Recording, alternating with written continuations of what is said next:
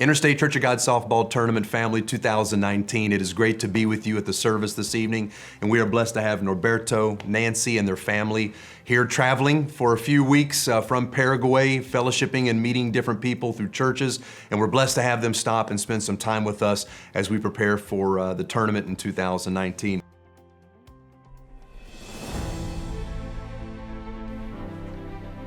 Those of you at the tournament may know that many years ago when we started the ministry is the fact that the Curley family had gone to the jungles of Paraguay to actually start a school and also a church. And one of those was the Alpha and Omega school that was started actually in Raul Peña.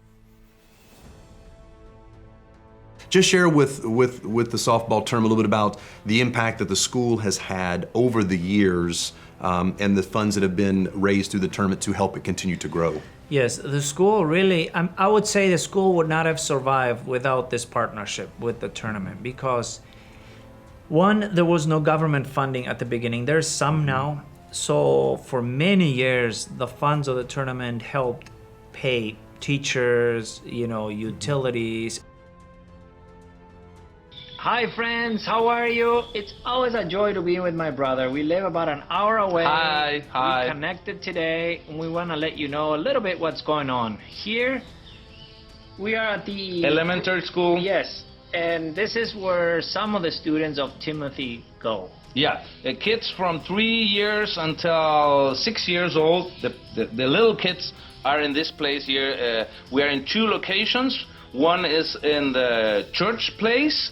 And this, from this year on, we are using this facility for the little kids.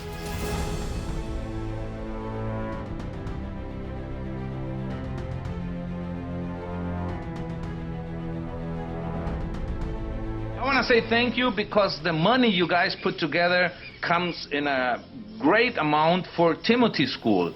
And if we would not have that money, it would be impossible to continue because everything is so expensive down here.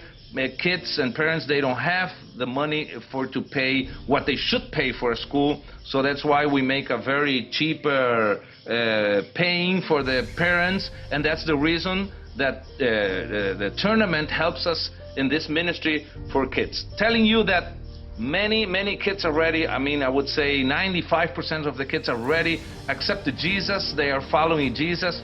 Many parents are coming to church already. So it's a big blessing. It's a really good way how to help them find Christ.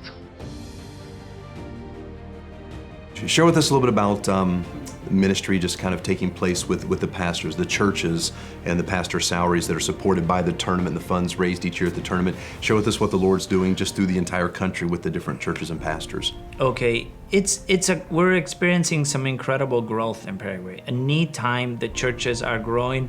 I would say the Church of God in Raul Peña, where the school is growing quite a bit now under the leadership of Martina and Sonia. Mm-hmm. The church in Obligado, where my parents started, that was the first church. That church is also growing quite a bit, and the pastor really is a product of one of the mission stations up in the northern part of Paraguay. His name is Aureo, and they're worshiping anywhere between 300 and 400 in their church services. The one church that's really growing so much is in Encarnacion, and that church has moved 4 times.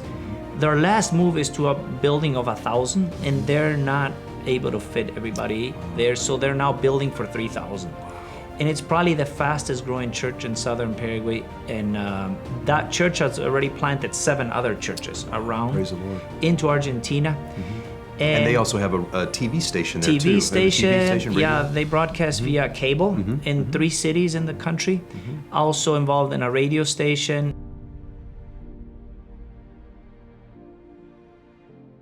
As you know, my parents too, they want a church in every state.